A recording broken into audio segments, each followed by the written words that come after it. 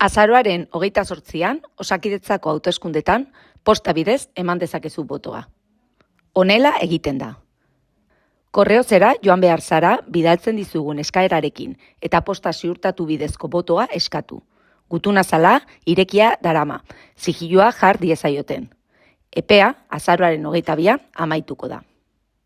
Hautagaitza guztien boto paperak eta botoa emateko gutunazala jasoko dituzu. Sartu txartela gutunazalean eta itxi.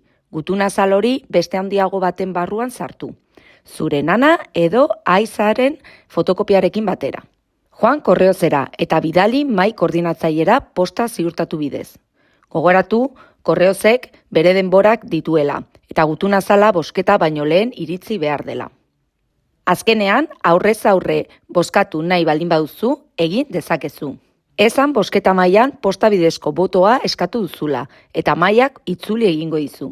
Eta gogoratu, kexa edo zalantzaren bat baldin baduzu, eskura gaituzu konpondu ahal izateko.